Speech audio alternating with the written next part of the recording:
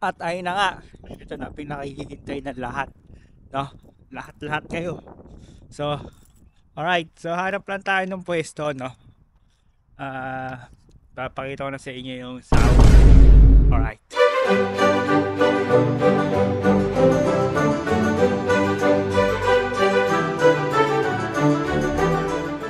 Ayun na nga, no? So, nakakuha ako ng payslip, no?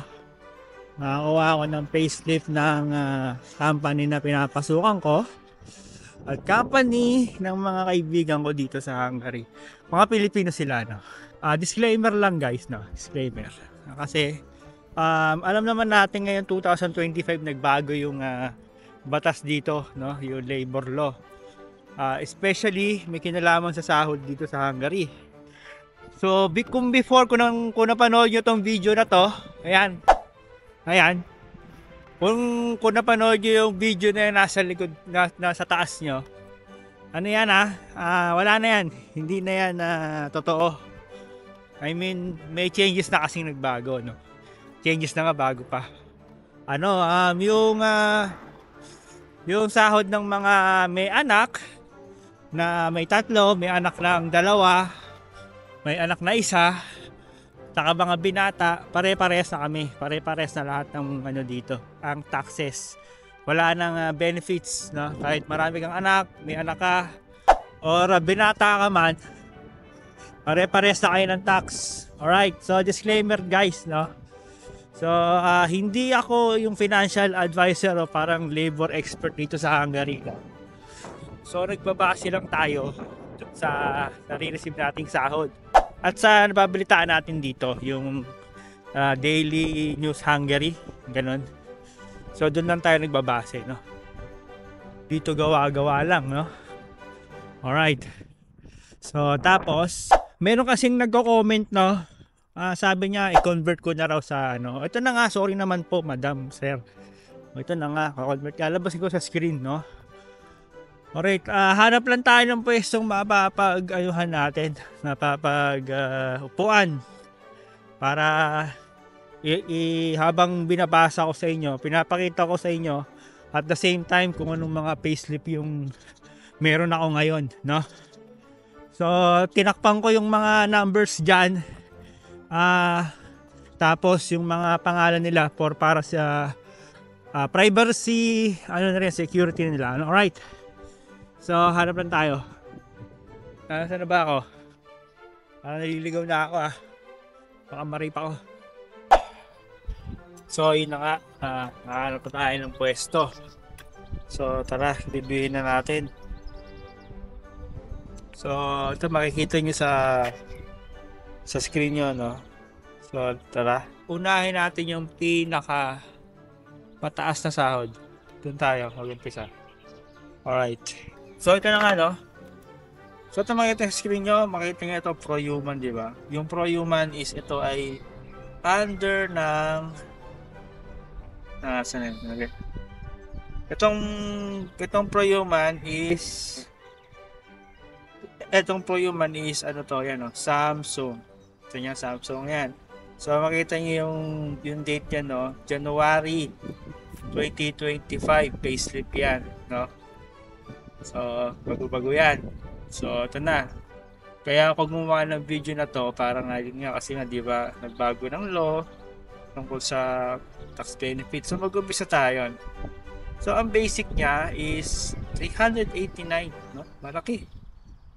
So, i-check natin isa-isa yung yung sahod niya. So, yung monthly salary niya is 389,500 forint. Tapos meron din siyang absence fee kasi nga 'di ba noong January, ilang araw lang yung may pasok. So bayad pa rin 'yon. Binayaran siya ng 61,000 doon. Tapos meron pa siyang overtime base 100% na 31,000. Tapos meron pa ng turola, yung 50%, meron sa 15,000. Tapos meron pa siyang TI bonus. So, yan, 112,000 bonus. Pero pagka-attendance yata yan. Tapos loyalty premium, may 10,000. Yung BO bonus, may 75,000. Tapos Samsung special incentive. So, mayroon pang ganong effect, no? 18,762 foreign. Post cafeteria cash, meron pa siyang 56,700 in total of 771,954. Yan. Ha? So, ito yung gross, ito yung tinatawag na gross. So, syempre, hindi pa nababawasan ng tax yan. So, makikita nyo sa bandang baba, meron diyang mga tax account for taxation, whatever. So, ito na nga. So, tax advance, meron tinatawag na tax advance. Saka, ayan, ito na yung tax, 115,793. What the F, di ba? Tapos meron itong maliit na yan, Social Security yan, contribution. Ayan yung SSS dito. Ang kinata sa kanya is 142,812 foreign. So, in total deduction niya dun sa 771 is 258,605 foreign. So, okay. Sa screen nyo, magkano ba sa Pilipinas ang 71,000? Yan. So, magkano ba ang deduction niya? O, yan, screen nyo. So, ang nakuha na lang niya, ito yung net pay, tinatawag niya net pay. Ayan. Ang nakuha na lang niya is, transfer total is 513,349,000 foreign. So, ito na naman ulit. Computation sa Pinas, conversion, ting, yan. Alright. So, ito, so far yung magandang pabigay, no? So, kaya lumaki yung sahod kay Samsung. Kasi nga, ito nga, isang damakmak na incentives, no, tsaka bonuses. Merong premium, merong bonus, merong special incentive, cash cafeteria.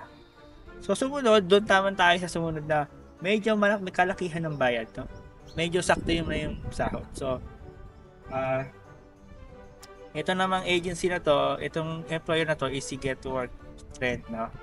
So si Get to Work, under niya is yung dati kong company, is si Now Stabert.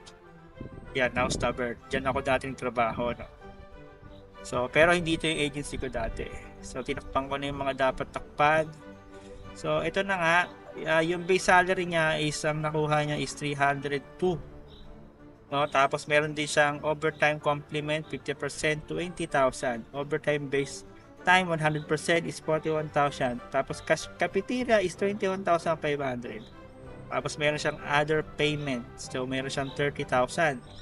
So kaya yan galing. Okay, tapos meron pa siyang bonus by group leader. Meron siyang performance bonus sinatawag. Nakuha niya is 39,564. So ang grand total niya nakuha niya is 456,701. Alright, so syempre yan pa lang yung total. So, meron na naman tax yan. Ayan, may tax na. Ayan. So, ngayon, silipin natin yung bawas ng tax advance uli. 68,000 lang. Tapos, yung social security niya is 84,000. Meron pa silang SIM card, no? Siguro nakaplan sila. Ayan. Yung total deduction niya is 156,697. So, again, alam ba sa screen nyo, magkano ba sa Philippine money to? Alright, ayan. So, munod naman, magkano ba ito sa Philippine money? Ayan, diba? So, ang total na nakuha na lang niya is, ito. Transfer total. So, ito na nakuha niya, no? 300,004. Wow. Nagbigay pa ng 4. Ayan. So, magkano ba sa Philippine peso? Ayan, nakita niyo naman. Diba? Ayan, sahod reveal yan, ha?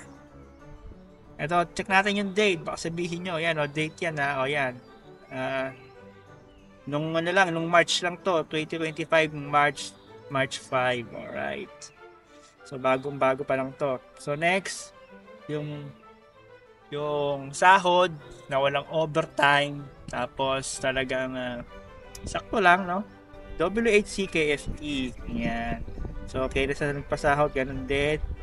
March siya ng 2025, bago lang yan.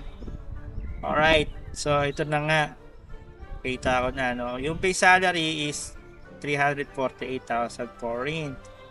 So, ang meron pang transfer total, makikita is 289 na lang daw. So, ito na nga. So, check natin yung basic monthly salary niya, 348. Meron pang tinatawag na ship premium, 40%. Ang nakuha ko is 80,000 foreign. Cafeteria, 7,000 lang. So, ito na yung grand total, no? Ang bilis ka agad. Ganyan lang ka-exe. Yan, basic money, shifting, cafeteria, 3 lang. Tapos na. Tapos, ito na yung Total is 435,519. Tama, di ba? 435,519,000 foreign. So, magkano sa Philippine peso yan? Ito, ping, yan. So, ito na nga. Ito na yung deduction. Yan yung Social Security. Yan, yung regular 80,000. Tapos, ito yung sa tax advance. Ayan, nasa 65,328. So, yan na nga daw yung mandatory by law. Deduction total is 145,899. So, magkano sa Philippine peso? Ito, yan. So, ang nakuha na lang is ito, 289,620. So, magkano ba sa Philippine peso? Ayan. So, ayan. Alright. So, mapapansin nyo, di ba, magkakaiba ang sahod. Okay, bakit magkakaiba ang sahod? So, simple lang naman yan. Bakit ba magkakaiba yung sahod? Kasi simple lang naman yan. Kung napansin nyo yung mga una kong pinakitang payslip, napakadami niyang incentives at bonuses, no? So, tapos yung pangalawa, nabawasan. Ilan na lang yung mga bonuses at incentives. Yung pangatlo, naging 3 na lang. Walang bonus, walang incentives, diba? Tibay. So, ayun na nga, no? Pagka pumunta kayo dito sa Hungary, pag nag-apply, nakapagtrabaho na kayo, hindi lahat kasi talaga ng company pare-parehas ang pasahod, no? Merong iba, maganda yung mga incentives, maraming bonuses, yung iba sakto lang, okay, nakakabuhay naman. Pero merong talagang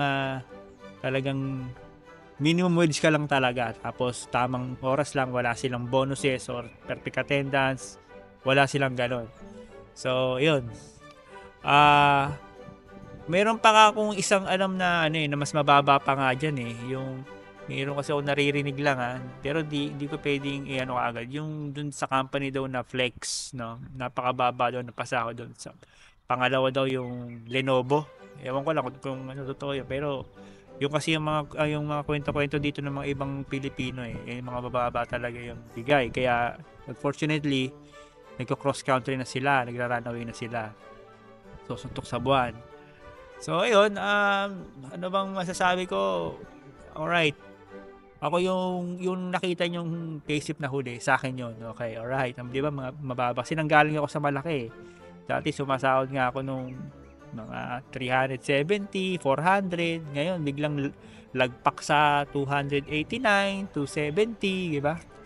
So, ang laki talaga na pinagbago. Kasi nga, yun nga, nawala na yung tax benefits ko, yung ano namin, tapos nawala rin mga bonuses, tapos nalipat pa kami dito sa company na yung sakto lang talaga ang bigay, kung ano yung minimum wage, tapos yung night differential, yun lang ibabayad sa'yo, wala ka ng iba, wala ng bonuses.